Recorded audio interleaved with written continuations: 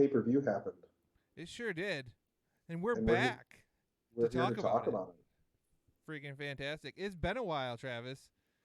It has been as we move into a post-COVID world. Boom!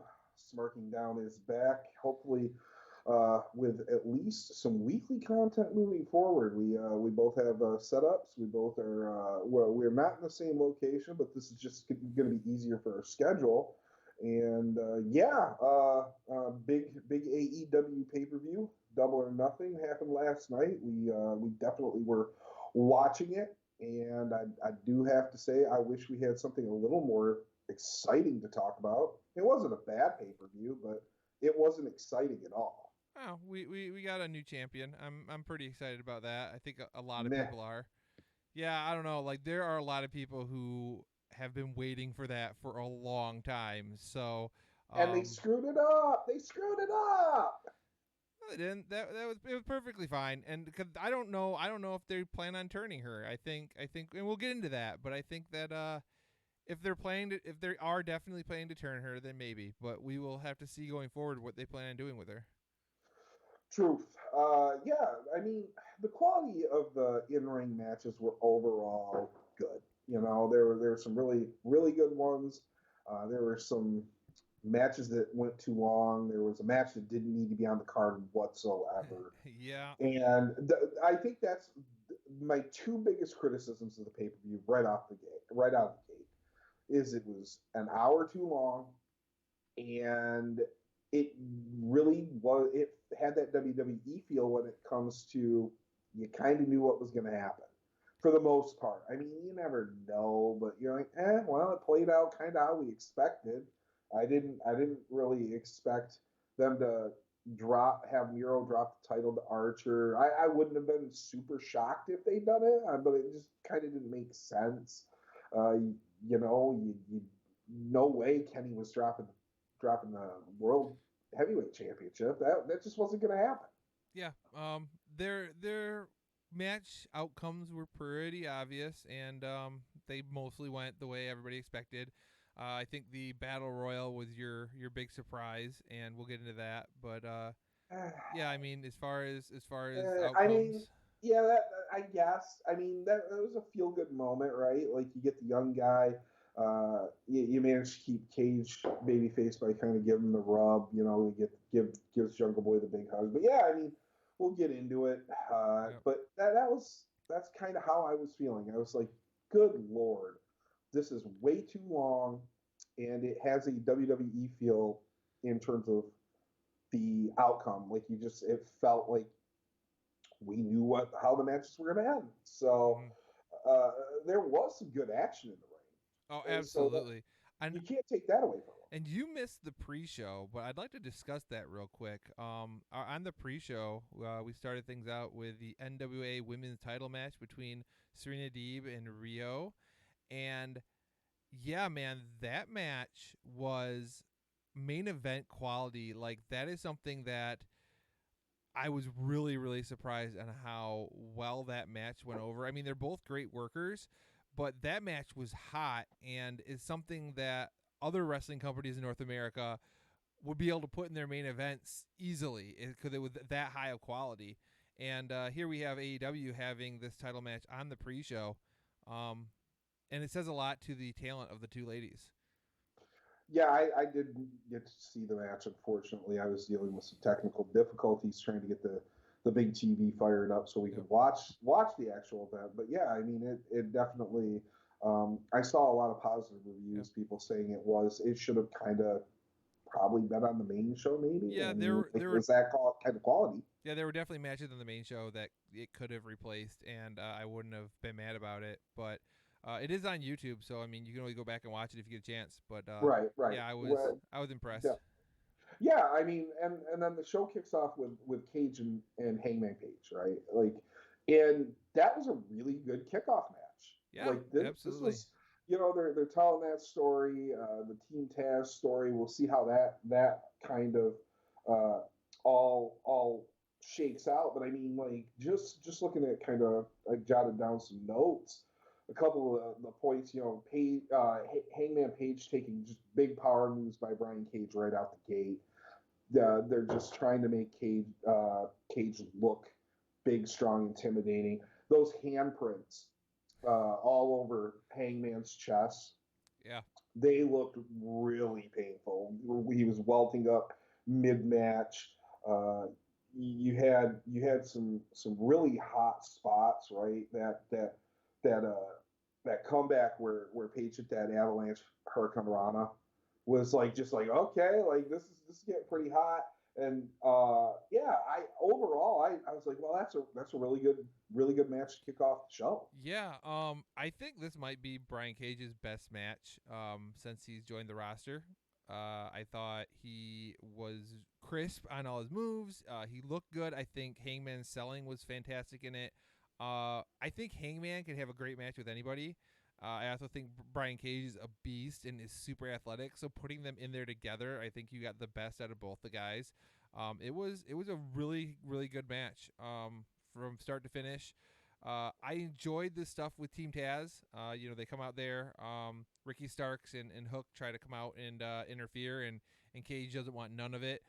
They're keeping teasing this dissension within Team Taz, and it'll be interesting to see where they go with it. I think I don't know if Starks versus Cage, like if that's gonna do much. I think Team Taz is gonna have to recruit another guy if they're gonna really go forward with a feud between like Cage and Team Taz guys. Like I think Team Taz needs a bigger dude, but maybe Taz will recruit Miro. Maybe we'll see Miro Cage or something of that nature and have Miro recruited to Team Taz. I don't want to mess with Miro at all, and I really loved what I saw of him last night for sure. But I also loved the spot where they were going to have Cage try to do the buckshot lariat, Yeah. and like I love that was a really good sequence too. Yeah, Page goes over. They got a "This is awesome" and a "Holy shit" chant. It was a really good way to start the night, and I was like, okay, yeah, Cage really. That was one of the better matches I've seen him have. It felt like he's kind of getting into the groove. Him and Hangman seem to work really well together. They have, even though, so like Brian Cage is kind of deceptive, right? He is more jacked in person than he looks on TV, but he's Absolutely. significantly shorter Yep. in person than he looks on TV. He's what, like 5'9", 5'10", maybe, Yeah. maybe. Something of Like that nature. he's not Will Ospreay. Nope. We'll talk about that at some point too. It's fucking marks. Uh, Um, but they had that nice big man little man dynamic, mm, right? And it's not that Cage is so much bigger than Hangman at height, but just in mass. But they worked that angle really well. I really got into it. I was like, wow, this is a really good match, a really great way to kick off the pay per view, and I was happy after match one moving forward. yep. Yeah, I agree. I think it was well timed, didn't go too long. There wasn't a too screwy of a finish. I think the finish was good. I think the right guy went over, and Hangman needs to keep building Hangman up. They need to keep him looking strong because I'm assuming that he's probably going to be that guy to eventually unseat Kenny. They had that whole story with them being tag team partners and Kenny kind of leaving him behind and turning heel, and Hangman making friends with the inner circle, or not the inner circle, with Dark Order. So I think we're at a point where they're gonna keep Hangman towards the top of the rankings, so that way they can eventually have him take that belt off Kenny. Well, even if they don't have Hangman take the belt off Kenny, right? Like it's another feud, and Yep. Kenny's running low on feuds right now. Yep. So it's definitely something to have in the pipeline coming down the track, and definitely something they can do. Go into a second match, and you get the Mox Kingston Bucks match, tag team Titles. titles. Yep, on the line. Boy, there's a lot of positives to talk about in this match, and some surefire negatives because wow, did it go too long? Holy mackerel!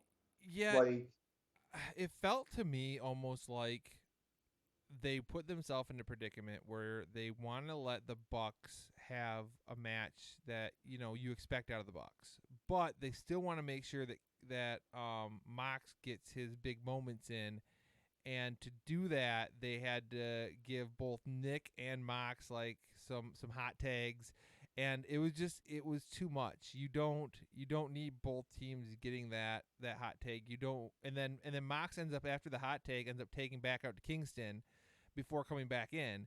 It extended the match much longer than it needed to be.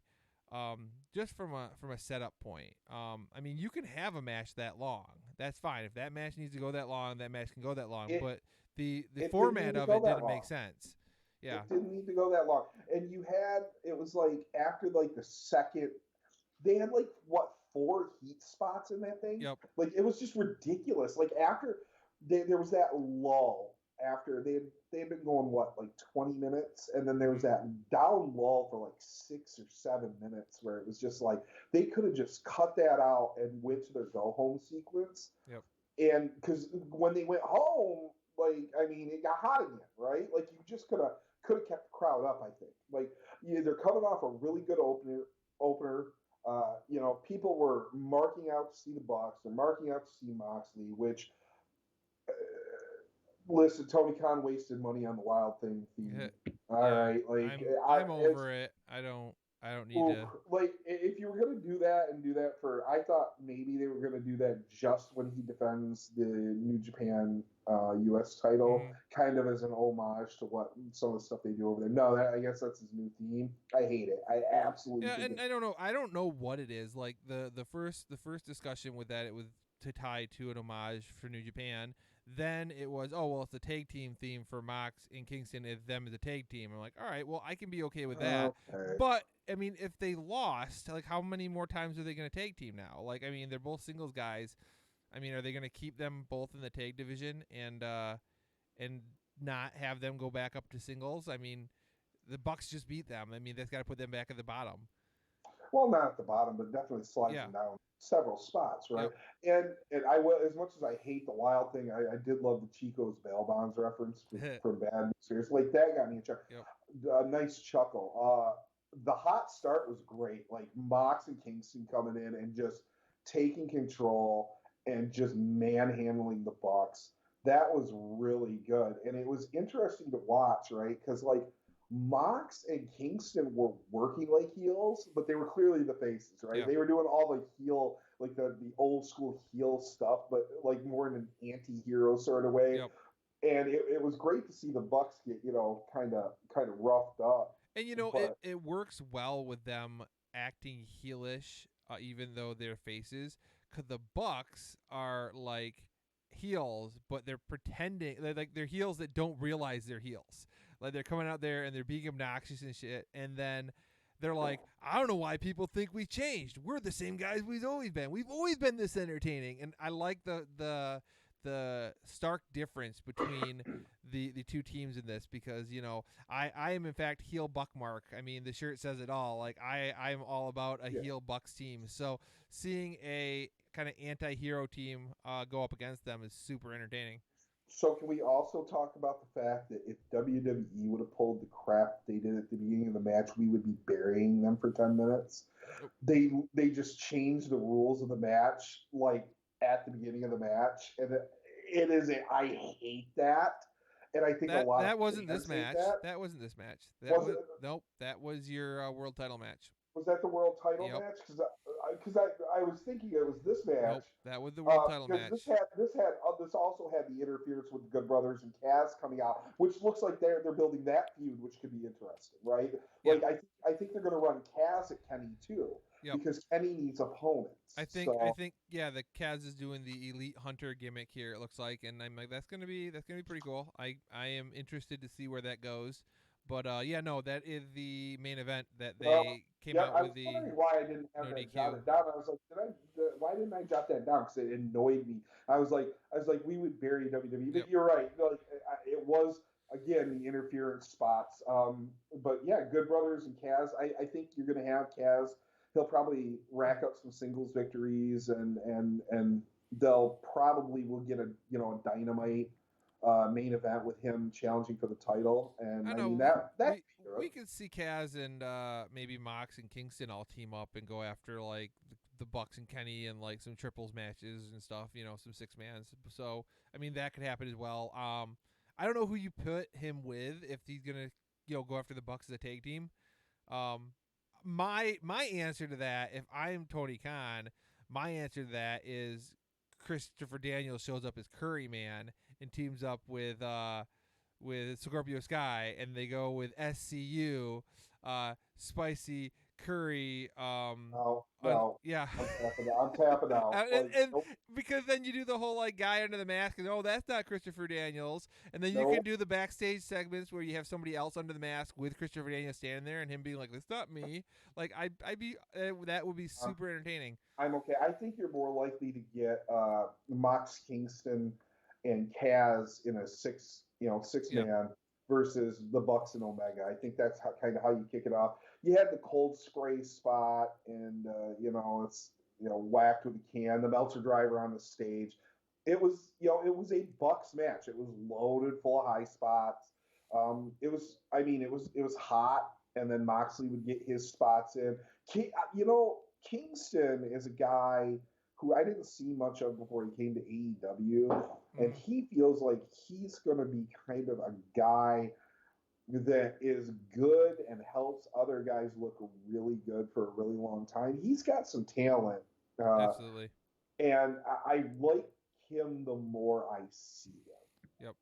Yeah, and I mean, I like that they have split up like his little faction thing and kind of have him doing his deal with Mox, and then they got they put Butcher and Blade with Money Matt for a minute. I'm not sure if they're still there. Like, they were there for a minute, and now they got Death Triangle back together. I'm like, okay, that's like, I like Death Triangle. I think Kingston works better with Moxley. As much as I like the factions, they don't all need to be huge factions. Like, you can have a 3-guy faction instead. Do a couple smaller factions if you're gonna go that route. But yeah, so I overall, I mean, I thought the match was good. I just thought it was a bit too long. So I didn't think it was that good because it had a few pet peeves, right? Like it was not bad. It's not a bad match, but the time, the lull. The one thing that drives me crazy about AEW tag matches in general, with teams not called FTR, is the fact that there are very little rules, and it just it detracts from tag team wrestling as a whole.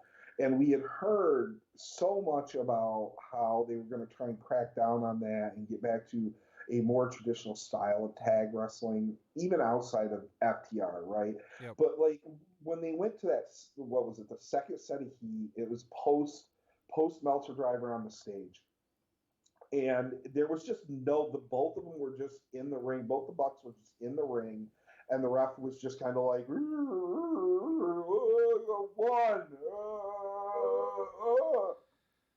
2, and I'm like, this drives me crazy. Enforce the damn rules, or at least try to enforce the rules, because otherwise, just make it a no DQ match. Just go, where it's a tornado match and everybody's in the ring all the time. Otherwise, I have no patience for that. I have run out of patience for many things that I consider subpar wrestling as a fan.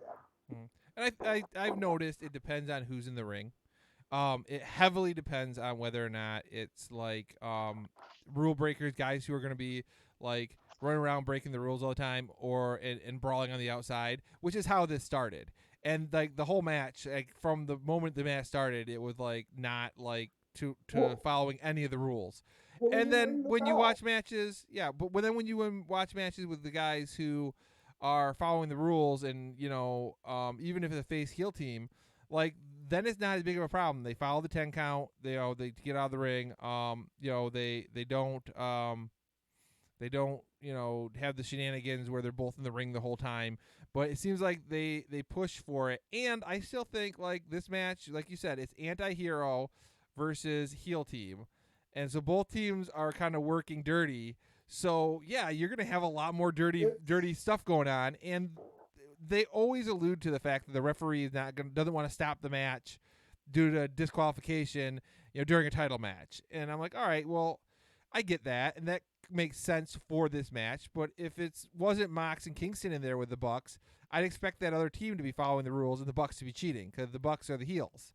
So I mean, it just really depends. I agree. There was definitely too much of the guys not tagging in and out, or both being in the ring at the same time.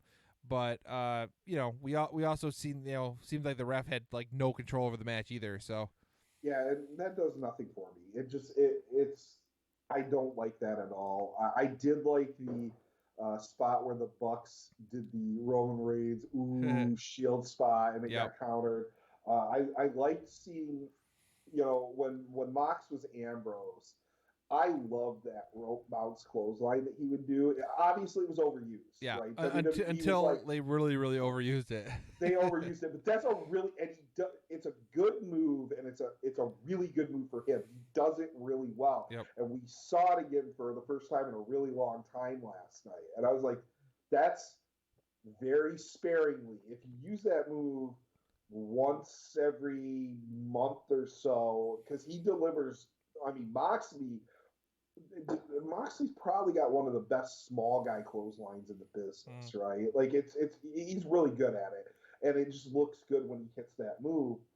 You have super kick party, and then they had to hit Moxley with 4 BTE triggers before they put him down. Which I mean, that's pretty much like what you expect. Like they had to kill him dead. It ties it up in a nice little ball and bow and ribbon and hooray, and it doesn't really hurt anybody. The tag team won. That's what should have happened. I have no complaint there. But yeah, it was just there was a lot jammed in there that didn't need to be. That match was too long and without any kind of rules or structure. It was eating at me a little bit. Fair enough, but yeah, and then I think the next match. This match is probably our most surprising match of the night. We got the Casino Battle Royale with a final entrant with a mystery entrant, and the finish was also pretty surprising. So, look, the Casino Battle Royal, unless you have just a giant, huge surprise guest, right? It is what it is. Okay, have they ever had a giant surprise? That's fair. It was unique. This is what, the third one. Right? So they've done 2 men's and a women's. Yep. And I know that I think one of the men's was Hangman with the final entrant. Because he was injured and they didn't think he'd be there at all, and he was entered. Right. And then the last one with Matt Sydal, which was and and then this one we get Lio Rush. So I think those are all pretty much the same level. Like none of those are like former world champion big deals. That's why this match doesn't feel near. It felt big the first time because it was new, right? And I think the whole point of it is to give guys who aren't already in the title picture an opportunity to get in the title picture. I think that's the whole, and that's why it's got the casino theme.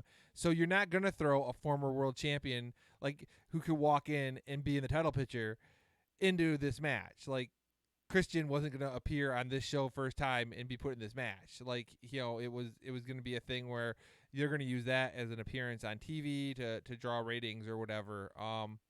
I think we just have such high expectations right now because there are so many high quality free agents on the market. So I think the way they are using it has potential. I think you need to find a balance between the big former champion, the big name, if you can sign a big free agent, and then the up-and-coming guy, right? Like, I don't have any problem with how the match went or anything really in it.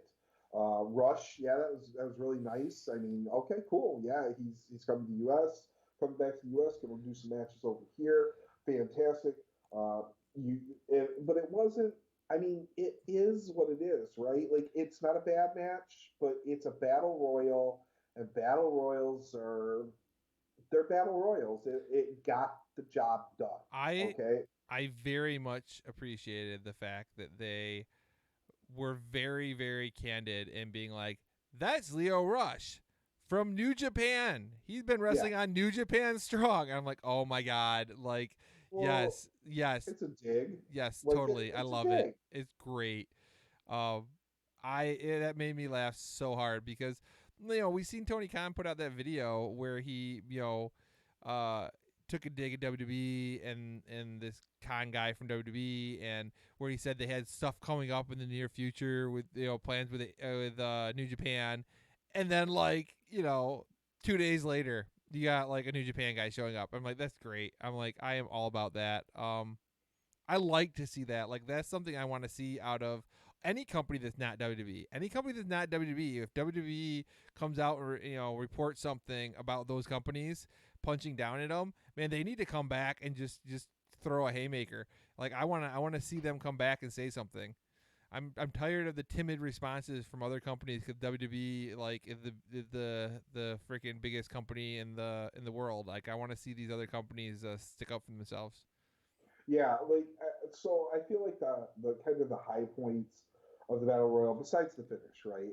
Yeah. Jungle Boy, Christian helping Jungle Boy get over at the end. Jungle Boy's going to get his shot. That's a feel good moment. People love him. Some of the other high points. Evil Uno just looks great. Yeah. He's dropped like half a person, and he looks really good, and that's fantastic. Penta in the Joker, Joker, and Penta looks good. Anytime he's in the ring, he's good. He's another guy that maybe needs to rein in his signature bit a little bit. He does it a little. He goes to the well a little too often, but I love his work. You got some little feuds you kind of had get set up in there. Will Hobbs looked good. Just physically getting in the ring with all those other guys and just looking so thick. Couple of the bad parts, the rapping, and they're terrible. I mean, they're absolutely terrible. I keep making the same joke, and I think I'm going to do it for their entire career. It's like, they do not have a master's in thugonomics. They at best have a bachelor's. They went to community college. They went to hip hop trade school, thugonomics trade school. Yes. You're not wrong. So I mean, again, it was a completely respectable match. It's nothing to write home about, other than the big moment. They're going to give Jungle Boy some sort of push. We'll see where it goes. I mean, anybody who kind of knows this guy's story and just the fans gravitating to him, you kind of expect it at some point. He was going to get pushed because he's just so likable. He's a young, fresh, good-looking baby face, and he's got some talent.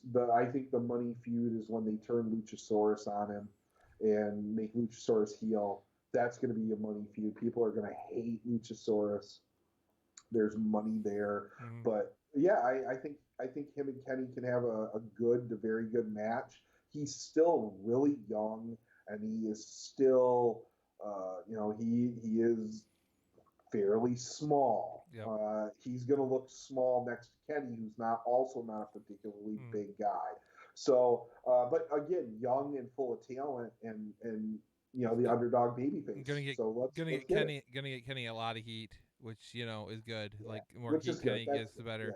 Yeah. Yep. I mean, you have a heel champion. You want him to have as much heat as humanly possible. And you want to see Kenny have regular title defenses. Like, you want him to be a heel you see defending that title pretty regularly. Since he's doing the whole belt collector gimmick, like, the only way that makes sense is if he's defending those belts. So, seeing them on Dynamite in a title match will be super entertaining. I'm assuming that's going to be to help hold us over until the next pay-per-view, till All Out. I'm assuming All Out is probably going to be Kenny and Christian. I mean, that seems like that's the likely direction to go. I don't know. There's all those free agents out there too, so who knows? But yeah. I mean, we'll have to wait and see. So we end up with Cody and a Go-Go. Cody wins by Vertebreaker. Anyway, next match was Miro. No, seriously, that's how I feel about this match. Yeah. It was 100% unnecessary. I said the pay-per-view went too long. If you cut 10 minutes out of the Bucks match and remove this match, you're almost there to where you need to be in time. Yep. Like, this match was 100% unnecessary. I'm just happy we didn't get a freaking cringy Cody promo or something before or after and to extend that even longer because that's yeah that's what I'm saying, man. Like, why did they shoehorned this made up out of nowhere feud in to give Cody a pay-per-view match because he wants to I come think out?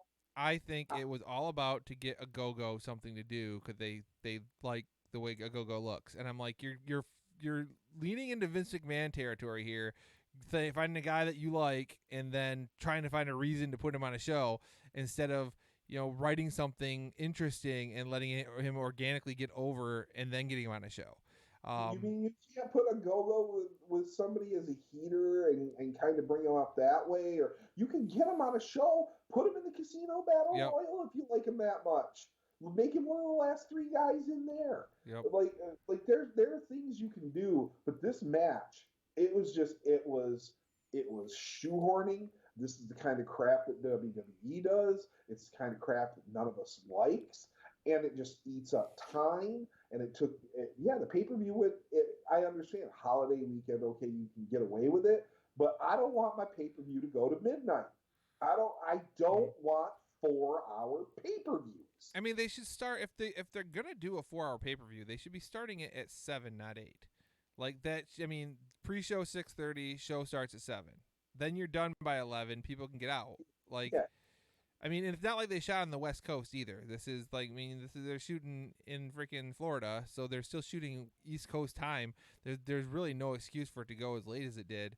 It's just I don't know. I feel like we would have got better use out of Cody and a Go-Go, even with a feud, if a Go-Go did that to Cody and then entered the whole battle royal, right? And Cody maybe disappear from TV for a minute, like put over the fact that a Go-Go beat him up and he can't make it back or whatever because he's injured or whatever, and then let Cody be that final surprise entrant, and then let him and a Go-Go fight it out, and let Cody be the one who gets eliminated by Jungle Boy to put Jungle Boy over. I honestly don't care what you do other than take this match off the freaking pay-per-view. Yeah. Because again, it chewed up time, it chewed up space.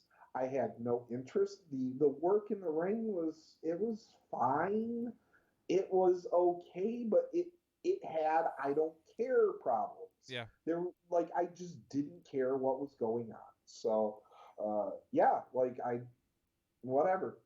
Okay, Cody, yep. You jammed yourself and this guy you really like onto a pay-per-view, and now some of us are kind of just unhappy about it. I mean, so, and to be fair, I am a big Cody fan. Met the man multiple times. I like his work. I like what he's done for the industry. I like his character. The story was bad. The match was underwhelming. It didn't need to be on the card. I don't care how nice you are. I don't care what you've done. Right? I am talking as a fan and a critic of what happened last night on that pay-per-view. Yep. And that was a crap spot and a crap match because there was just nothing behind it. I know they tried to juice it. He tried to make it, something relevant, and Cody failed. And it's okay to say that. Guys fail. People fail all the time. It happens. This was just a head shaker. AEW, they I don't know if this was which one of the EVP's pet projects this was. I don't know if it's a Tony Khan thing, but this is the kind of thing that Tony Khan needs to start saying no to. Yeah. Because it's just say no. Less is more sometimes. And I feel like the use of the American Dream within this whole thing was not only pointless because of how the match turned out, but a waste, just a huge waste. That is something you save. That is something you save for Cody having to get into a title match and saying this one time I'm going to be the American Dream and then winning the title. Like that is where you get into that. That's a big moment thing, or that's a retirement match where this one match I'm going to wrestle the American Dream, and then either way, whether he wins or loses, is still a big deal. In this one, nobody thought he was going to lose. That's the other thing. It wasn't. There wasn't any belief that Ogogo was going to win. No. So you just it's a squash. It's something. It's an obvious match. It's almost akin to a squash match. You're going to throw a couple guys out there, a guy is going to lose and a guy is going to win, and then you're going to also have the guy is going to win take on the moniker of his legendary father who's passed away. I'm like, man, you guys are just like laying it out here. You might have just called this the Cody wins match, Cody versus Ogogo in a Cody wins match, because that's what you were telling everybody. That's fair. I wouldn't go as far to say it was like even remotely close to a squash match. Well, not in ring content, but as far as in like the booking situation. Yeah. There was no suspense, but we said that at the beginning of the paper, like the beginning of the show, like the pay-per-view. That one of the big criticisms was that it was just very ho-hum in terms of there was no suspense. No, if Ogogo had won, I'd be saying something completely different. I would be like, okay, hey, they put him over. That was surprising. That was a big shock. They booked this in a way that made everybody think Cody was going to win, and they kind of went against it. So at least they had that going for it. But, it didn't. We've already spent too much time on this match, almost as much misspent time as they spent having the match last night. True. So let's talk about a much better match. Let's talk about Miro versus Lance Archer. TNT Championship. Oh my God. I have a little bit of hope and a little bit of faith. So I understand young marks and smarks and fans and folks who didn't live through the Monday Night Wars and things like that. They'll all point to their favorite times in wrestling. Mm-hmm. And the older guys will say, they might harken back. And I try to be very brutally honest about the bad things that happened during the Monday Night Wars, because some of us that lived through it also romanticize those. But there was a lot of really bad wrestling too. Yeah. But true. I feel like some of the best wrestling I've ever watched on a week in, week out basis was when you had WCW mixing the styles. So right as the formation of the NWO, and you kind of get into the 83 Weeks era, where you had the big men, right? Yep. In the main event scene, you had the cruiserweights, and you had your Jerichos, and you had your Guerreros and your Mysterios, and they were doing really cool stuff. So you had big man matches, you had cruiserweight matches, you had big man, small man matches, you had all these matches all throughout your shows and all throughout your pay-per-views. So you had a diverse style of matches throughout the card on any given night. And one of the things that AEW has lacked since its inception is really genuine big guys. Mm-hmm. And putting big guys versus big guys in big guy matches. Yep. And this is the best big man match AEW has had. It was very good. I know a lot of kind of the more indie smarky people are like, it feels WWE, but it wasn't. It felt very New Japan. It was way more. It was way more New Japan, and it was way more like '90s New Japan. Like when they had a glut of really big, heavy hitters. And you have to remember, Archer was in Suzuki-gun. Like he worked those matches with freaking Minoru and company against freaking Ishii and these other guys who were hard hitters and weren't like your high flyers. They were your grounded, just sluggers, your hosses, man. And he worked in all those matches, and I think that brings a lot. And then Miro finally getting that push is like a monster. He gets to work that style too, and that just you get a train wreck in a good way. You get two guys just smashing into each other. and I love it. Well, so this is the Miro I think we all wanted to see, like Mm-hmm. right from the beginning, right? This is nasty. I said, him departing WWE. I was like, he needs to show up someplace. He needs to show up as Miroslav, whoever, and just be the nastiest, most dominating foul heel possible. And I think we're starting to head there. And I saw some kind of internet traffic chatter and whatnot. Him kind of alluding to he's really, this is me, this is my character. He's starting to do more heel stuff, even though he kind of does his Twitch stuff and everything. He's a very friendly guy on there, but like he's starting to work on his Twitter a little bit. Where he's like, AEW is not my home. I have homes, in LA and Nashville and Bulgaria. I'm here in AEW to take money and win championships and hurt people, like that sort of thing. I'm like, I dig that. And I think these guys understood that they needed to have a really good match, uh, because it was really the first big man match we've seen in AEW at this level. And that hot start with Archer with that dive, that just set the tone. And these two guys, yeah, it reminded me of like Vader Norton, Vader Hansen, something like that. They were two big guys just slamming into each other and giving it to each other and working each other. It was really, I like this match. This may be my favorite match of the night, and that's because I don't think there was a show stealing caliber match. Again, I don't I think we can point to the worst matches, but the other ones are all very tightly packed together. Mm-hmm. And if somebody was like, "Hey, this is my favorite match," I don't think I would really disagree with them unless they were like the favorite match. If they tried to tell me Cody Ogogo is their favorite match, I might call it stupid, right? Like, Mm. don't be a dumb mark for Cody. But I love this match. Yeah. And I'm gonna say, and I'm gonna be very clear in how I put this, because I don't want all the WWE marks to lose their damn minds and fill the comment section here. Lance Archer reminds me at this stage of his career of a 90s era, like early 2000s era Undertaker, in that he wrestles this style that is hard hitting, slow paced, and then all of a sudden he does something super quick, high flying out of nowhere.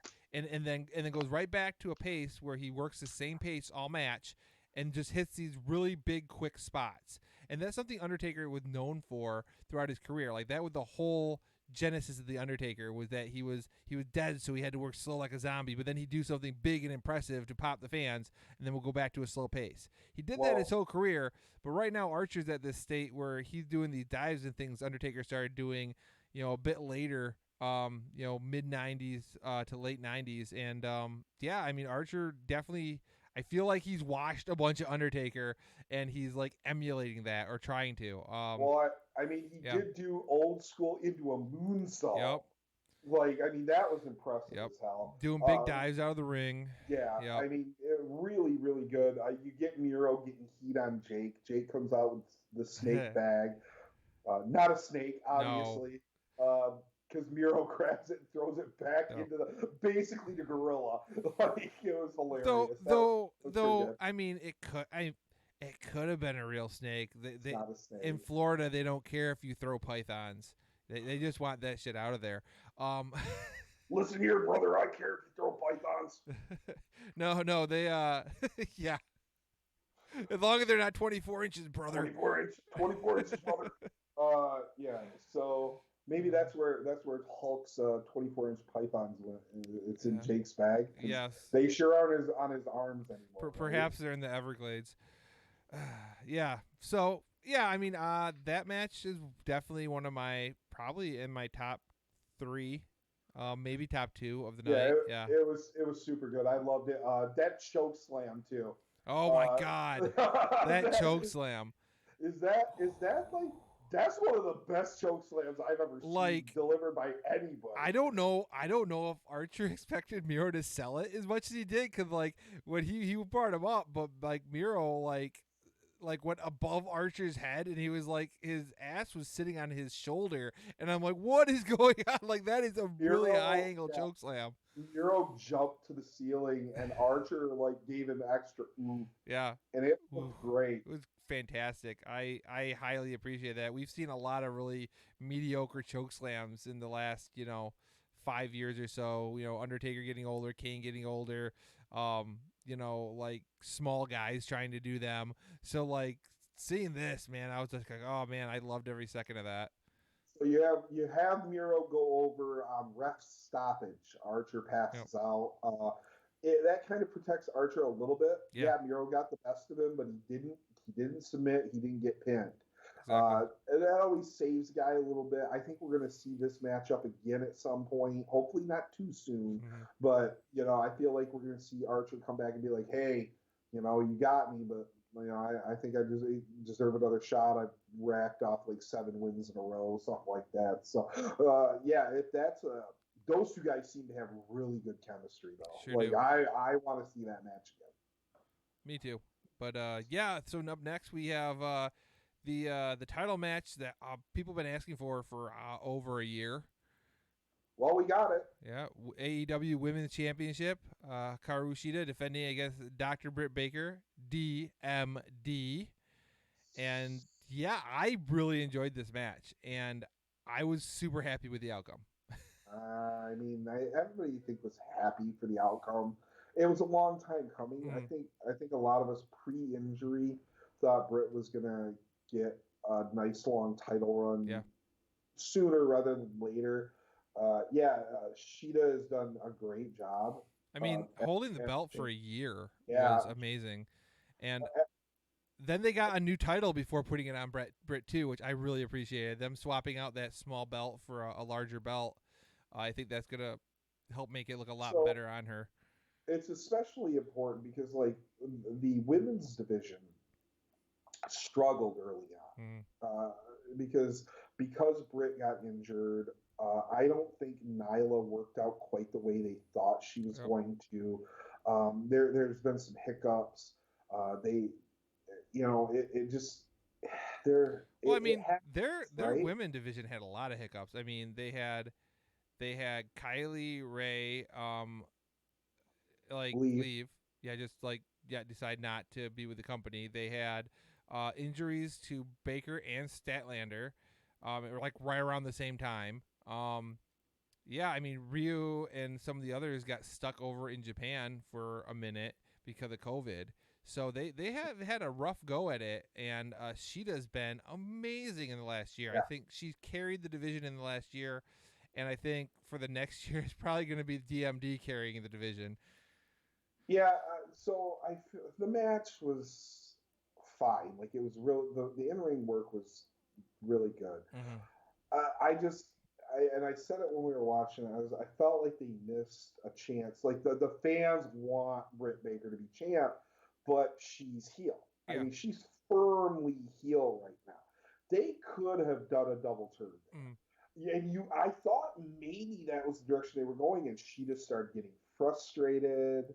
Like there was a chance, like have Shida where there's this ref distraction or ref bump, and she goes over and gets the sword, the boken, whatever, and just waylays, like snaps and waylays Britt Baker, and then have Britt Baker like overcome it and turn both of them that way, and then the fans aren't cheering one of your biggest women heels because that's awkward. Yeah, like it's just awkward. Like again, the match was good for the most part. I could have done without the outside interference. Let Britt win clean. Yep.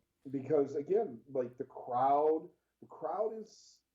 is going to keep cheering her unless she does something pretty drastic. Well, and I don't know what it is. I feel like that's where your production team, if they weren't planning on this going in, they should have done audible midway and been like, all right, you guys need to do a turn. Like, that should have been, relayed to the referee and let the ladies know, because even afterward, Tony Schiavone giving Britt a hug, and I'm like, this would have been the perfect end if she had made that that turn in the ring and turn face. And I mean, I guess theoretically this could have been a double heel turn, but a double turn. But if it was, then it was poorly executed because it didn't come off as one. Yeah, it didn't come off as one. So, yeah, you get the. I mean, the match was great, but one of my favorite spots was that curb stomp false finish on the title. That was hot.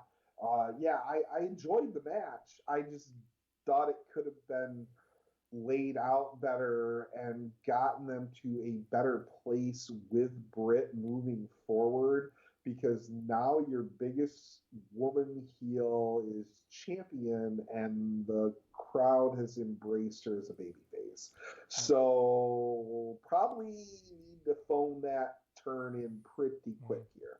Well, I mean, and I guess it depends on who they plan on sending after her. I mean, if they're planning on sending Thunder Rosa after her again, or like another person who's super over, but like, I don't know. I don't know where they're going to go forward with the next match. I don't know who they have planned. So yeah, they're going to have to, if they turn her face, they're going to have to find a, real good heel to send up against her. And I mean, Nyla would be good in a first title defense against Britt, with Britt as face, but we'll just have to see what direction they go. And once again, there's some free agents out there in the female division as well who could come in the next couple months. So, true story. Yeah, we'll have to see what direction they move with all this. But I am just super happy. Dr. Britt is the AEW Women's Champion. Ethan Page, Scorpio Sky versus Sting and Darby Allin. So good. I like both these teams a lot. I didn't know how I felt about Page Scorpio when they put them together and kind of just had them like, being dickish on camera, and they weren't really wrestling matches. They were doing a little bit on dark, but I didn't really know how I felt about that. But I'm a Scorpio Sky mark. I think he is super talented. I've thought that since Wrestling Society X days. Ethan Page's stuff in Impact recently has been really good. I think that they're super obnoxious as a heel team, and I really, really like them. And at the same time, like, I'm a Sting mark, so I'm going to be all in for a Sting match. So can we talk about how, as bad as the purchasing music rights is for Wild Thing, they did do the right thing. Like Pixie suits Darby just to a T. It's so freaking good, especially anybody who's seen the ending of Fight Club, and just it's great. Sting is Sting. I love grizzled old man Sting. Me too. That's like what he is now. He reminds me of like grizzled old version of Wolverine or something, because he's just like, you punch him in the face, he just no sells. He's just like I'm just here. But can we talk about Sting trolling the fans a little bit? Yeah, like the suplex on the apron, or the suplex on the ramp. Yeah, that's a troll move, right? That's a, oh, you think I can't take a bump? We need to talk about the opening vignette to the match, because I don't know what it was or if it was in reference to something, but I liked it anyway. Like, I don't understand. I don't know why Sting's driving a convertible to pick Darby up on the side of the road. I don't. Why? Why is that a thing?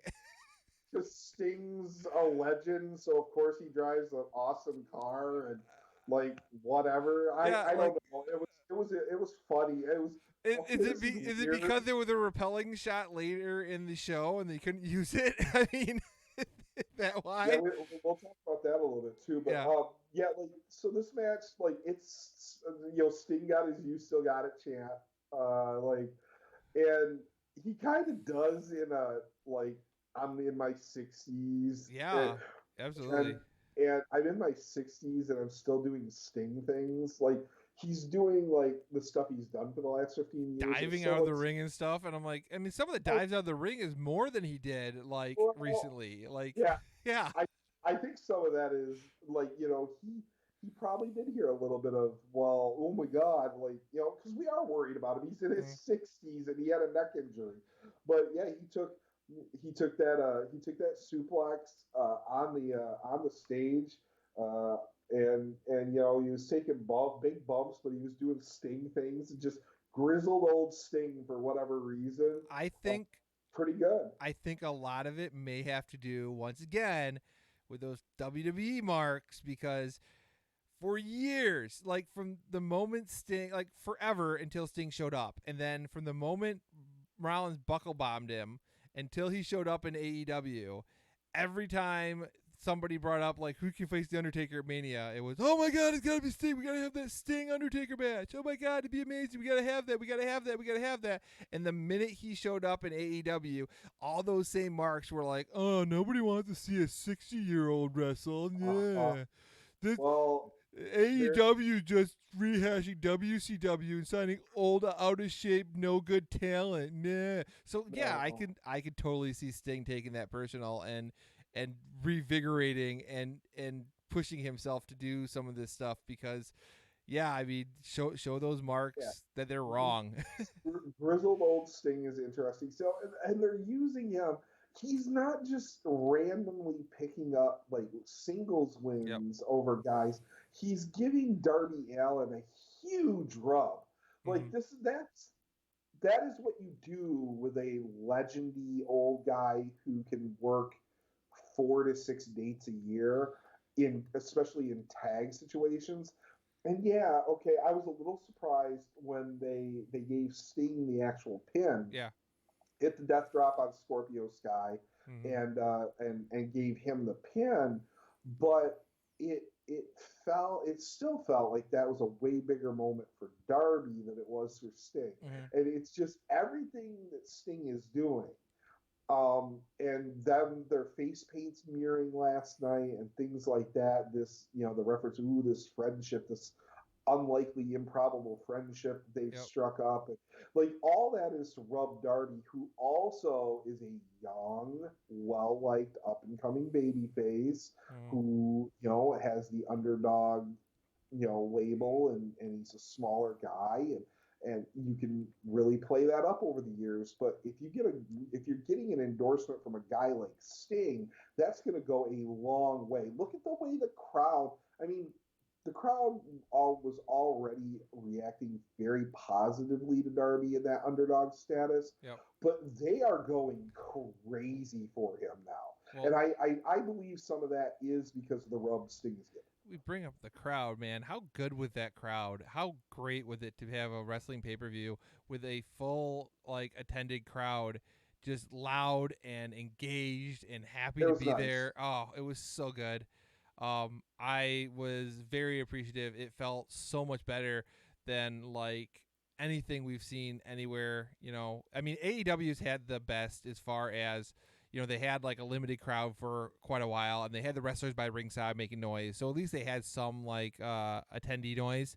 But as far as like pay per view quality, like this felt like a pay per view because of that crowd. That crowd. That I mean, I think. Yeah. Otherwise, I mean, like we said, the matches weren't anything like amazing. They were very kind of obvious as far as outcome and direction they were going. But man, that crowd really did a lot for me. So I think before we move on, and I make the entire internet mad at me, I do have to say Ethan Page.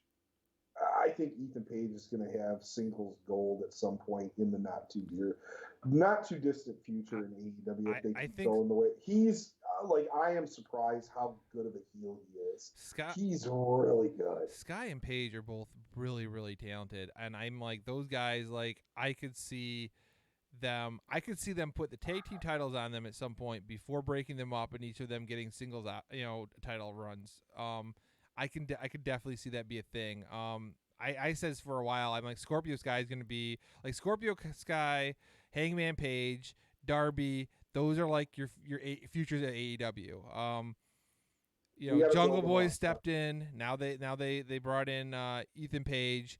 You got a lot of these guys who are going to be really a big deal in a few years. In that title picture, and I think the work both Sky and Page did was fantastic. Yep. They both are super impressive. Yep. I love it. All right, Bob. Push You the button. ready to break the internet? Push the button. All right, AEW World Championship triple threat match. Pac versus Kenny Omega versus Orange Cassidy. All right, so I want to make this clear. This is the graphic from AEW. I don't see anywhere on there where it mentions it being any kind of no disqualification match. I don't see it on this graphic any place. So I'm just putting that out there before I hand this over to you. So that's not even the part that's going to break the internet. Like, look, we mentioned it earlier because I got my matches messed up. We roast WWE for that. We should roast AEW for that. Don't do that. Don't do that. On the plus side, they didn't do the WWE thing where like they stopped the match, it restarted after a DQ, saying it wasn't a DQ. They didn't do that either. That is so fair. I'm going to break the internet because this match, while being a match that I didn't hate, look, I'm just going to say it. Kenny Omega is not the best wrestler in the world. He wasn't even the best wrestler in this match. Like, he just wasn't. Like, Pac is so fucking good. Like, and I'm not saying Kenny's bad. Like, because that's what everyone, Kenny Omega, yeah, you fucking Mark. I get it. You love him, okay? I'm not saying he's bad. I'm not even saying he's good. Kenny is very good to great in many, many of his matches. But when you put him next to a guy like Pac and the Kenny, I don't like the Kenny exaggerated facials. See, I do. Okay. Yeah. Again, but this is so, but if you say anything critical about Kenny, clearly you're a hater, right? Like like, oh, you don't know what you're talking about, or oh, you're a WWE mark. They just throw shit because there's this incessant need from the ICW to protect this guy. And it's like, look, he does things I really like. Those, like when he throws a snapdragon and some of his suplex work and some of his aerials, I love his finisher, but he does things that drive me crazy. And then I watch a guy like Pac, and Pac is so hateable, and his facial features and his disgust for his opponents, and it's stuff that you don't see from a lot of wrestlers nowadays.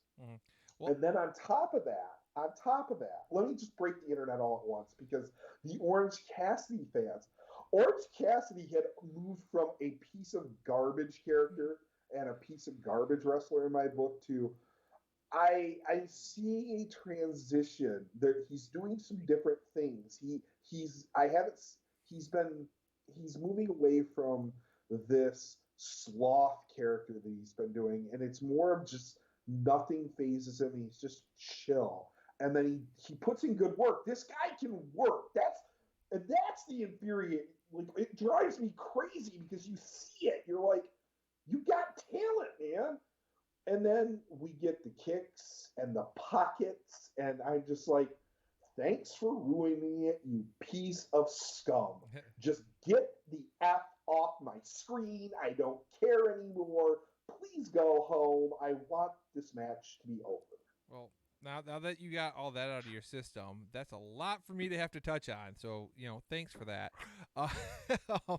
So, all right, first of all, I think there is a major difference between Kenny and Pac in that where they came from before coming into AEW, and I think that affects their style. I think Kenny getting those matches with Okada where you kept seeing him have these matches where he couldn't get over this top guy. And the psychology of it saying, okay, well, he's going to have to throw everything at him. So he has to throw all these V-triggers and all these big moves, right? And that's one of those things you criticize him. Oh, he throws too many V-triggers. And sometimes I think that might be the case. But I think he built this style on having to be able to get past this guy Okada and having to hit him with everything possible.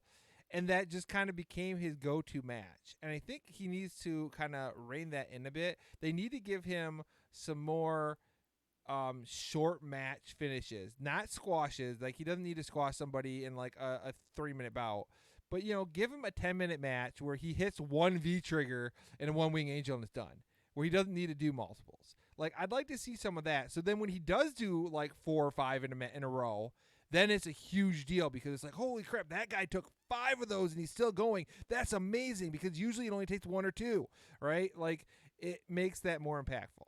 I know that's one of your pet peeves, so I wanted to touch on that. That's the truth. At the same time, Pac was one of the best wrestlers in WWE, and he was relegated to that 205 Live working with frickin' Enzo Amore, and had to tone down his style for WWE. So when he does do impactful stuff, he really picks his places to do that stuff, and he really worked on that character work in WWE, and he had that time to build it. I don't think Kenny has had the same time to build the character work in New Japan. Like, New Japan just isn't a place you build that character work. So I think that's why you see a big difference between them. As far as Orange Cassidy goes, I agree 1,000%. We're watching, and it's like, okay, this is good, and then he got him, and it looks like he's gonna get suplexed off the top rope, and then he does the stupid ass hands in the pocket thing, and everybody in the room groans, and then they're doing the thing, and they're facing off, and Pac's facing off against him in the center of the ring. Kenny's on the outside down. You're like, oh, this is going to be great. And then he does this stupid kick bullshit. And we're like, oh, my God, can we just – why? Why? Orange Cassidy – if you're going to have him do this character, and he's going to do those spots, and people love those stupid spots, and you want to keep having him do it because his marks love his stupid spots, he should be relegated out of any title contest. He should be the guy who's stuck in the Battle Royals, who has a opening card, one-on-one match with, like, a high flyer guy so they can have a bunch of dives and stuff and kind of get the crowd on their feet. He should not be in title contests where stuff's on the line. It doesn't fit his character to begin with. And I said this, why would his character, which every time I ask somebody, what is his character? I need it explained to me, because if he's lazy, if his character is that he is lazy and isn't willing to put in the work and isn't willing to work hard because he's too lazy, he shouldn't be a pro wrestler anyway. Like, the whole idea of being a pro wrestler, there's hard work. So that breaks it for me immediately. And then I'm told, no, he's just reserving his energy and only using it at the big moments. I'm like, okay, well then why is he doing dives and stuff early in the damn match and then doing the stupid kicks and crap at the end? How come he's not starting the match out with the stupid kicks and crap and then doing the big moves at the end? Like, the whole match is always built backwards with him. Like, his big spots are the stupid, lazy stuff. His big spots should be the dives. So the whole matches are always built backwards. It's just an absolute issue in every way around for me, the character he's playing. Like, I can get behind, if you want to have a character, he's reserving his energy, he's the Kool-Aid back guy, he's going to wait till the opportune moment to strike, he's an opportunist. Cool. I'm for that. But then when that moment comes and he puts his hand in his pocket, or puts sunglasses on somebody, or freaking kicks him lightly in the shin, he's not taking advantage of that moment. He's pissing that moment away. It's the opposite of what that kind of character would do. Like, he's been waiting all match to have this moment. Now he's got the moment and he's not using it. It doesn't make sense on any level for me. It doesn't compute, and it takes me out of the match. When I'm excited and you got two guys face to face and they're about to go at it, and he freaking kicks him lightly in the shin, I'm done. I've lost all interest in the match. All of a sudden, I'm completely out of it because I'm groaning about why aren't they fighting? Like, this is you got the champion on the outside. One of you can win right now, and this is what we're seeing. It kills my suspension of disbelief from that moment. Yeah. So, like I said, I felt like they had turned the corner on Orange, and they were just turning him into this, like, where he's just so chill character, but like his work was, he was exerting energy in the ring. He wasn't doing the stupid spots, and then it's like. And my favorite part is you said that, and then he did the pocket thing, and then just on cue. Yep. On cue. And then a few minutes later, you're like, well, I mean, at least he's not doing those stupid kicks. And then like half a minute later, I'm like, oh, here come the kicks. And you're like, no. And I'm like, okay, Michael Scott, calm down. I feel like there were individual things to like in this match, but I did not like this match because of many of the other things like what the Cassidy did. And you're right, Omega. Like, see, that style is great to have that over the top crazy style when you're in a blow off match and you have to kill the guy. That's when that style works, but or even not every match. Or even if you just save it for like the big title defenses. So like you can have a guy who's been getting the best of you, and then you have to do something to kind of like make that work. I mean, like similar, like the Bucks, they use that BTE trigger like multiple times on Moxley because that made sense. Like Moxley's a former champion, you can't, you got to make sure to keep him down. Okay, that makes sense. But like every single match, it doesn't need to be done. And if Kenny's the best bout machine, right? This is his gimmick. He is the best. He is 7-star Kenny Omega. He is the belt collector. He is like best wrestler in the world, right? If that's who he is, he shouldn't need that many V triggers every match. He should have that held for when he's facing big time opponents who could challenge him for that, that phrase, best in the world. I'm gonna say something. I need everybody to take a breath because it's one of those, like, I know, like, he's also very anti AEW, but Cornette said something and I had to shrug and be like, I can't disagree. In a world that has Walter as a professional wrestler, I can't say that Kenny Omega is the best wrestler in the world. And it's like, if they were given complimentary stages, I don't know if I can disagree with that because I don't think I've ever seen a Walter match that I didn't like. So I'm just like, but then again, like Walter has a completely different match type than what many wrestling fans like. Hey, okay, that's fair. Like, if you want to tell me, and again, because I mean, at the same time, like you could sit there and you could be like, all right, well, Minoru and Ishii. Like you've watched New Japan pay-per-views and been like, that match was the best match in the show, and like it got like a 4-star and something else got like a 6, and you're like, no, that other match was the best. So yeah, you're right. No, I understand styles and I understand favoritism, and I do like says, but people like see what they're gonna hear is they're gonna hear this guy hates Kenny Omega, he's a hater. I really don't hate Kenny Omega. Like, he's had some great matches. Like, I'm not going to deny that. But the thing is he probably could be the best, hands down, in the world. Like, where it would be really hard to argue against that if he would rein it in just a little bit and work on toning it down in these moments. That way, when he turned it on, because the dude can cut a hell of a promo. Him and Callis together are freaking money. Okay, I'm not hating on Kenny. Like, the I stand with Kenny and all that. It's like, I'm not hating on the guy. He's great, right? You and I talked about it. He's gonna be like number 1 on PWI next year, and he deserves that because they are telling a really good story, all the championships, all the high-profile matches. I'm not going to argue that, but like these sycophantic IWC super smarks, right? Like the ones that they need to be too cool for the room. And if you try to bring up the fact that Omega is not the perfect wrestler, and there are other wrestlers that you would prefer to watch over him, you're wrong, and your opinion is wrong, and you're stupid, and you don't know what you're talking about, is just a flat out lie.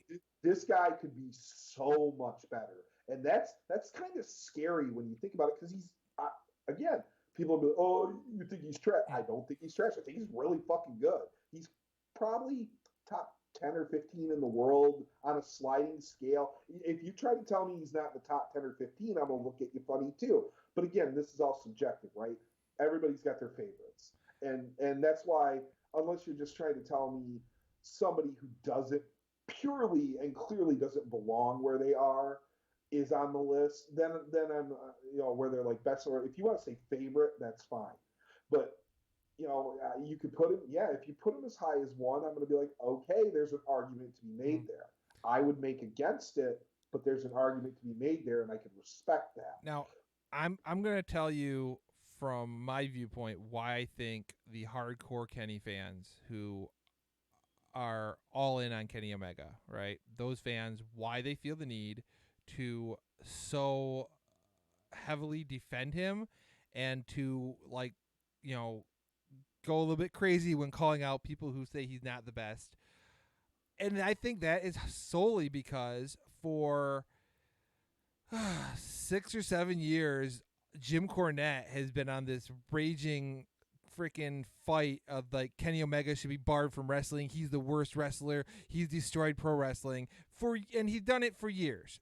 And then as soon as when Kenny was in New Japan having 7-star matches, your WWE fans, even when he was having 7-star matches, when he was like, when him and Okada were like, when we were saying, okay, those are no 1 and 2, you were saying like Okada's number 1, and I was saying I think Kenny's number 1, but like it was 1 and 2 the whole time. Even when we were saying that, you had the WWE marks be like, oh, Okada and Kenny Omega, they're nothing special. They're no Seth Rollins. They're no John Cena. They're no Roman Reigns. Blah blah blah.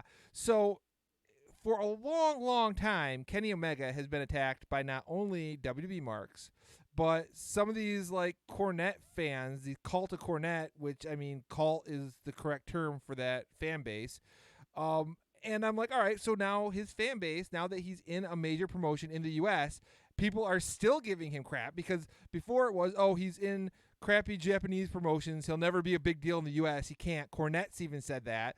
WWE fans, oh, he can never make it big in the U.S. He has to stay in Japan. He can't have good matches in the U.S. So he's in the U.S. and now they're saying that same stuff. Oh, well, he's terrible and he's not a top 5 guy, and Roman Reigns is better than him, or oh, he's not even the best guy in the match he's in. And I think people hear that and they're like, okay, it's the same story we've heard when he was in New Japan. It's the same story we're hearing now. You guys are marks, and that's why you're saying it, and that's why they automatically go to that spot because they've heard it so long from the same kind of people that when you come out with maybe a legitimate criticism, they're like, all right, no, you're one of these people who's just looking for something to shit on.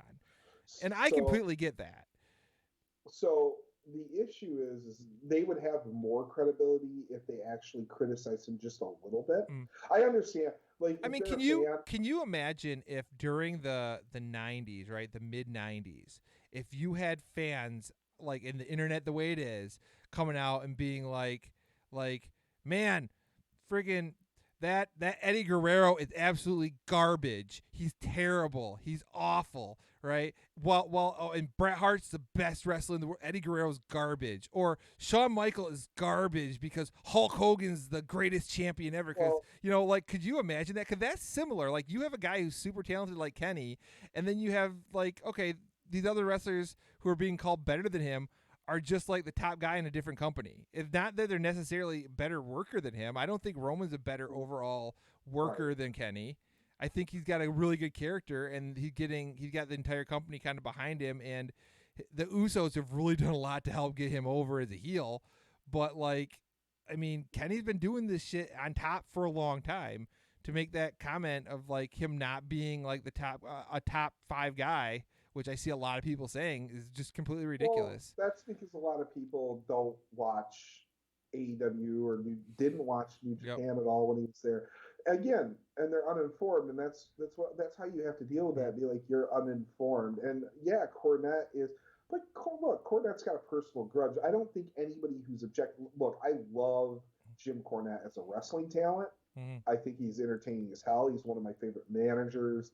Like, I grew up, like, he was the manager I grew up on, right? So, like, I love that dude in terms of, like, his stories that he tells and just super entertaining, but he's just flat wrong about, like, a lot of things. Yeah. Like, and that's okay. Like, I can say that, and I can be like, hey, I can enjoy, like, his stories, and when he talks more about the factual things, when he takes out his books and he's actually talking about running up and down the road and stuff like that. Yeah, but Cornette needs an editor who, like, isn't a sycophant. That's what he needs. He needs an editor who's not a sycophant, who's going to be like, all right, this 10-minute rant on Kenny Omega that we've heard before can be cut from the show because we don't need to hear it again. Like, they need that guy, and he doesn't have that. But the flip side of that is people poke him and keep, like, poking him about it. It's like, so he ends up going off. But Yeah, I don't need to hear that because like I know how he feels about. I know how he feels about AEW. I know how he feels about Kenny and the Bucks, and like I've heard his, I vehemently disagreed on the show many times about when Cornette's like, well, they don't look like a pro wrestler. It's like, well, like the myth of the myth that you have to be a certain size to be a pro wrestler got dispelled with UFC because like some of the toughest, meanest, nastiest fighters in the world are not heavyweights. Sean They're scary human beings that Sean don't weigh. Shawn Michaels got beat up in a bar by some like, you know, Marines and was freaking like world champion. I'm like, I'm sorry, like you're this Look, whole like needing to be credible, like, I mean, and then like, oh, they don't look like a pro wrestler. Kurt Angle like looked like an amateur wrestler. Like he showed up looking like an amateur wrestler. He had muscle, but like he was small compared to a lot of those WWE guys, and but he was an Olympic gold medalist, and they pushed him like a freaking Olympic gold medalist, and like let him beat people well, like they should have. Like if you stuck to this whole like they have to look like a pro wrestler thing, freaking guys like Taz never would have been a big deal. Like Taz is a but short dude. Kurt Angle wouldn't have got over. Shawn Michaels wouldn't have. You know, Bret Hart probably wouldn't have in that era when everybody was big. Like I but mean, also yeah, the thing is Cornette, like the eras he raves about, some of the people he raves about, and the era, some of the stuff he watched growing up as a kid, right? Like he tells like stories about Tojo Yamamoto, and he loved Tojo Yamamoto. Like he's Tojo Yamamoto, and he openly says Tojo was like 5'6". mm-hmm. He was like a little round, like menacing ball. Like, look, let's like Harley Race was a big guy and he was an amazing wrestler, but he just looked like a dude that you'd see at the bar, right? Like that you didn't want to mess with. And that's Cornette's. He's like, well, you got to either look like that or you got to look like like the Road Warriors, right? Like Mm-hmm. there's like, but no, like that all went out the window when UFC actually went to the weight divisions, and MMA became so popular. And look, like, yeah, there's still an appeal for the bigger guys. I think that's there. That's always been there in boxing. Heavyweight has always been where the money is. When the heavyweight division is good, boxing is good. But that doesn't mean that people that aren't heavyweights are viable, right? Like you can't have great and fights, and and that even applies more in MMA. the And key to and what I you think said, the key to what you said is when heavyweights in boxing are good. The key when word is they're good, good. Yeah. yeah, Because if it was all about look, freaking Nathan Jones would have been like a 16-time world champion cuz that dude looked yeah, freaking crazy and he was jacked, but he was absolutely terrible. So, true. I mean, yeah, I mean, All and right, WWE's made that mistake of putting over guys who are absolutely terrible time and time and time again, from freaking pushing, Nash and Sid over Sean and Brett, to more recent times guys like Kali being world champion. I'm like, they look big and menacing, but they're not good, and that never works out for them. So that concept pushing that's a terrible stance from Cornette. so hopefully they've cleaned up the Omega situation with Cassidy and Mm-hmm. Pac, and we can move forward, and Kenny can face like it sounds like he's going to get Moose at the Impact pay per Yep, view. got Jungle Boy Sounds coming up. Jungle Boy on TV. I mean, the big speculation is Joe's going to be coming back Mm-hmm. to Impact. Like they're Yep. running his picture in the Slammiversary Mm-hmm. trailer, which if you have Joe or Brian. So like the names they have in that trailer, right? And they did this last year, and like about 75% of them actually came back. The guys, 75% of the ones they showed in the trailer actually showed. And so you got Joe, Daniel Bryan, and Okada all in that trailer. So you got to figure at that 75% mark, one of those three is yeah, probably going to be showing up in Impact, and that's one of those guys has to be going to that belt. if Like, if it's outside of the no compete, which I believe it will be, yep, I feel like it will it's be. Joe. Like that's a match that I think a lot of people are Mm. going to want to see. Joe Kenny. That's a match I'm Yep. tuning in for sure. So I mean, it's not like Kenny doesn't have anything in the pipeline. It doesn't feel like he has a whole lot in the pipeline at AEW yet. Mm-hmm. The Kaz prospect is interesting. Got Yeah, Christian there, still wants that title shot. I mean, you could Christian. see him, work his way up to it with a few more wins. Become number one contender. They do use that from time to time, and that would be a good build. You give Kenny, you give him Jungle Boy, and you give him Kaz between now and the next pay per view. That would make sense. Yep, I mean options. So, yep. Bob, Stadium Stampede. Yep. Then this is where we get the repelling that Sting wasn't able to do. Instead, driving his car in, we get to see Inner Circle doing some repelling. So that was pretty cool. Is that the first time in a major promotion on like a TV show or pay-per-view that anybody's come down from the ceiling since Owen? No. Sting came down and because I know Sting stopped shortly after that and was like, I'm not doing it anymore. Yeah, Sting came down only for big things, and I think he did it in TNA at some point as well. Okay. It's I mean, Shawn came down on the lift instead of through the rope, which was smart because he used to do the aerial entrances for big matches, but he did the big lift in against Undertaker. Right. Yeah, they didn't have Sting repelling at all in WWE either. And something else we didn't mention when we were talking about Sting quick. We had Sting in WWE, and it's the only place he didn't do the mask behind a mask gimmick. But he did that. He's done that in WCW, TNA, and he did it and now AEW. He did that on Dynamite. So Stadium Stampede. Yeah, I mean, the rappel in was really cool. You had MJF come in the limo. Where are you? Where are you? The guy, Inner Circle repels in, and then the rest of the Pinnacle guys come in on the truck. Yep. Including Tully. I felt like this took care of business. These are the type of matches they can be hard to pull off. I'm assuming some of this was pre-taped and some of it was live. It looked that way. I don't know. I haven't been able to find anything in terms of confirming that. I know at least some of it was live. Like it felt like definitely the MJF Jericho stuff was, because Jericho's brace was like spot on. Yep. In terms of when they actually like were fighting later on. Overall I enjoyed it. There were some spots you're like, okay, these are just gratuitous spots, but again, it's more of a cinematic match. I loved the Conan cameo.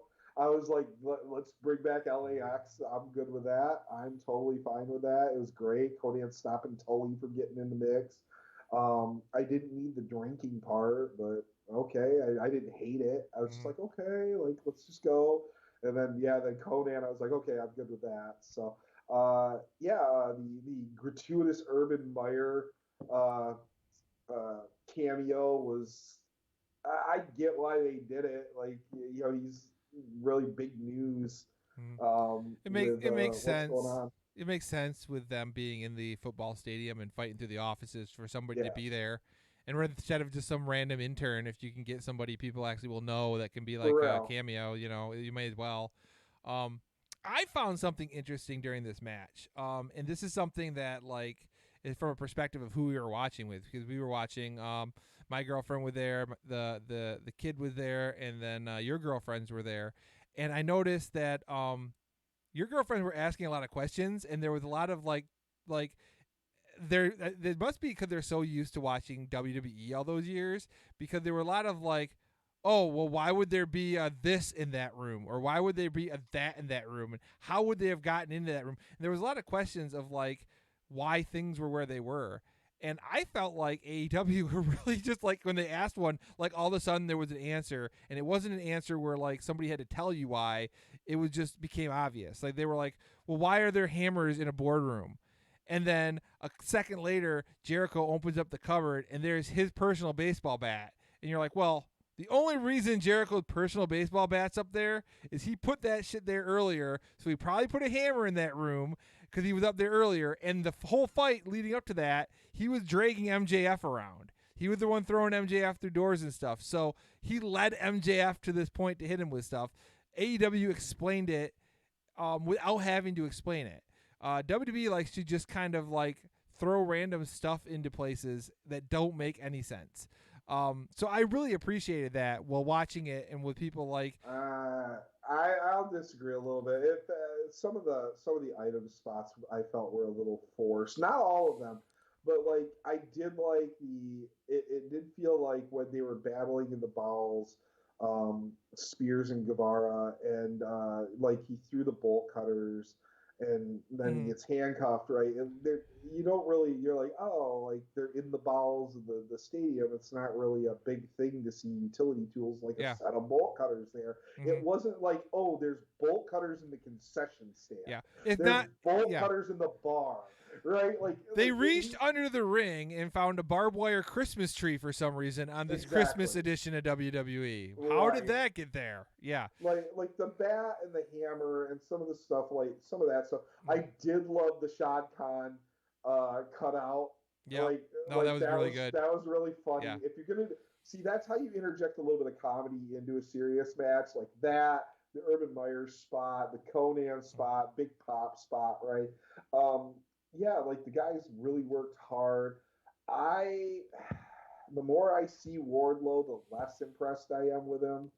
I don't know. Maybe he's still just green. I don't know. He looked better tonight than he had. He looked better tonight than he did at Blood and Guts. So there's that. I guess. I feel like he needs to have like a match to himself. Like he's been working all these like multi-man things, and I'm like, having watched him in singles action in person, I'm like, dude, this guy can go, and he's really good, and he's a big dude, and I'm just like, they're sticking him in all these multi-man matches. They're putting up against, you know, a guy who's a little bit bigger than him. So I think he's limited to what he can do with that guy. You know, you're gonna see that. You know, if they had him fighting, you know, somebody smaller than him, you'd see something different. But you know, I don't think he's not a veteran to the extent of where he's had enough time to build a plethora of spots against a plethora of different size guys that he can go into his tool bag and just kind of pull out. So if you're going to put him in against a big guy over and over again, what he can do with that big guy in spots is going to be limited. And then you know, Swagger is kind of limited in what he can do. Like Swagger, you're going to have some mat wrestling and some brawling. You're not going to have any kind of real high flying out of Swagger. You're not going to have any, like, you know, catch can, like quick reversal type stuff. Yeah. He's going to grind you down, or you're going to slug it out. So you're kind of limited to where those two can go when you put them in the ring together. Yeah. And that could just be a case of bad chemistry because those two have been paired together in both those matches. If Swagger was more of like, you know, Archer, and he'll do the stuff Archer does, then, you know, maybe you see something different out of Wardlow, because you'd see. Yeah, but I mean, Archer's almost bigger than Swagger, and that's another problem is they're trying to get Wardlow over as, like, you know, the big powerhouse heater guy, and they're putting him up against a bigger guy, right? And then his power spots in Blood and Guts didn't look particularly good either. So it's like, that's what I'm saying. I don't doubt the guy's talented. I'm just, it's not working. Yeah, he needs a guy really good at selling for those power spots, and that would help. But yeah. So yeah, I mean, they got a lot of mileage out of this match. They disguised some of the spots where they were taking the quote unquote stunt bumps better. You know, like the one into the laundry cart, it looked like there was padding in there, maybe, sorta, and I was like, but you couldn't really tell. So I'm like, I assume there is, but it was covered really well, and that's what you want. You want really good, high quality production values there.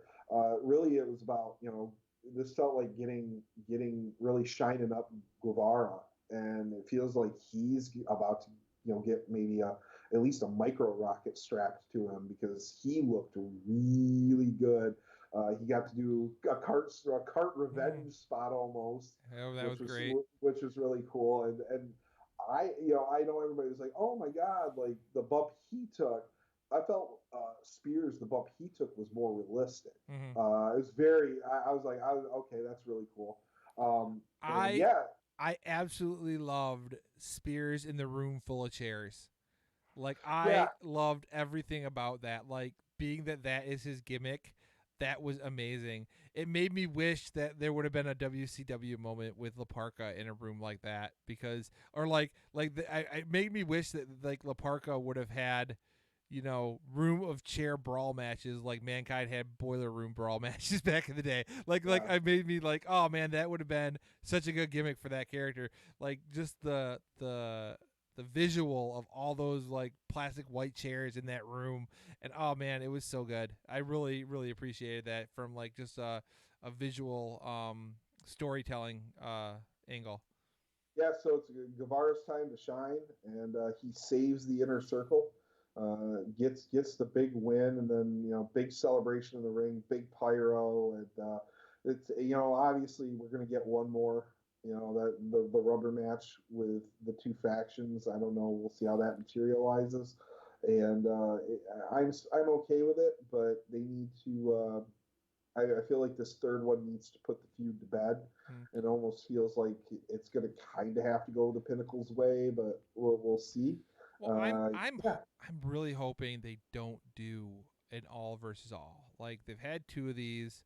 I would really just like them to do either like a 6-man or 1-on-1 or tag team. Like have Jericho be like, all right, Sammy with our MVP. I'm picking Sammy to be my partner, and then allow MJF to pick whoever to be his partner, and then go whatever direction there. I don't really need to see another like 5-on-5 match. I we haven't just yeah. we haven't seen a three-tiered cage in a good number of years. I think doesn't WWE own the rights to that? I feel like they I, might. I mean, well, you just make it 4 tiers and call it something else, right? Like, I mean, come on, let's go. No, I mean, the show was fine. Like I said, like it. I saw people like raving about it. I saw people crapping on it, and I'm like, it's neither of those. Like Mm.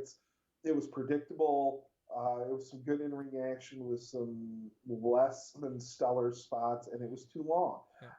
But No, yeah, I I mean mean, no match was bad. One match was irrelevant. One match was too yeah, long. yeah. I mean, yeah. I feel like I feel like almost like the worst match on the card was the championship match because Orange Cassidy went out of his way to ruin it. But like yeah, like the Mm. Cody Ogogo match wasn't inherently bad. It was just irrelevant. Yep. It wasn't nothing that happened was bad, but there were some things that just made matches worse, and it made the overall pay per view less enjoyable. So Mm. I mean, I yeah, mean, as far in defense of that world title match, it did get you to yell at the TV, "No, no, no, no, no!" when you and Orange Cassidy had that near fall. So I mean, it did but engage you in the that is actual fair falls because for the match. that was a really close like Yeah. look. I was like, man, if they troll us all and put the title on Orange, I'm gonna lose my mind. Yep. Right? Like, no, no, no, no, no, no. Like, because that was that Yep. 2.5 was a legit Mm. 2.5. Again, there's a little bright spot in that match, but yeah, yeah. I mean, Yeah. like No. Like. it feels like the overall they're set up to move forward into the summer. They're going to be able to start touring again. Mm, It feels like they're in a pretty decent spot, and it'll be interesting. I haven't seen the pay per view numbers yet. It'll be interesting to see pay per view numbers. yeah. And we'll have to see how how that did, and and that's always a crapshoot now too because it's available all over the damn place. I mean, you have pay-per-view numbers, then you have the BR Live numbers, which I don't know if they actually release those, and then It's usually reported. Like, and then Fight TV sells it in the other countries that aren't the U.S. So I'm like, all right, well, like you're splitting it up a lot of places. Um, like sure we'll be able to 99% of your WWE numbers nowadays will come directly from Peacock. Yeah, so you're everybody's watching it somehow differently, and I think that's something AEW needs to work on as we get ready to close out here. I think they need to find a way to better market their show as far as letting people know where to watch it, and also better streamline like having so many locations, and then like people don't know where to watch it. Like I seen Sean Waltman, who's like, I want to watch the show, but I'm not jumping through like all kind of bullshit to do it. I don't have BR Live, so I guess I just can't watch it. And I'm like, well, it's also on pay-per-view, bro. Like, I mean, I don't know. Like, nobody's telling him this on his Twitter. Like, everybody's telling me he has to watch MBR Live. It's not available on Fight. And I'm like, well, it's also available on pay-per-view. So if you have pay-per-view, you can do it that way too. Like, there is another option. But yeah, there needs to be. They need to streamline their options. So, and they need to get like, if they're gonna do it on BR Live, everything, they need that to be on like every major platform. Yeah, I think that's definitely a fair statement to say. So they have to get their platforms worked out, and so that it's more accessible. Definitely. So yeah, Bob. We do have some moving around of Dynamite. So Sure do. we'll have to just kind of track that because of the NBA playoffs. But that's hopefully next year will be remedied with a move back to TBS. I like that move, Mm-hmm. and looking forward to it. But yeah, we're back. We're gonna be on it. I know it's been a long time coming, but it's gonna be good to get back to talking about wrestling again, getting back into it. I mean, it is. We are recording on Monday night. I have no ambition to watch Raw. I didn't watch Raw. Fuck WWE. Yeah. Like I saw an article where they're starting to hype up Crown Jewel again. So and I don't know if it was kayfabe or if it was real, but I saw it in the feed and I kept scrolling. It's going to be the Brothers of Destruction against I don't remember who the hell it was. It was a bunch of old guys. Ugh. They're a bunch of old guys for Crown Jewel. I don't remember who. Oh, DX versus Brothers of Destruction. Bunch of old guys. Didn't they just do that in the last one? Was that last year? Maybe. Maybe it was just. Yeah. Maybe I just somebody shared it because it's coming around again. That's how little I paid attention to WWE in the last year. Yeah. Because like I know Roman's the champion. I'll watch some of his promo work and stuff on YouTube, which it's the best stuff of his career. But like they just can't draw me in because I tuned into Raw a few weeks ago. I had it on my second screen while I was playing some video games and just kind of decompressing.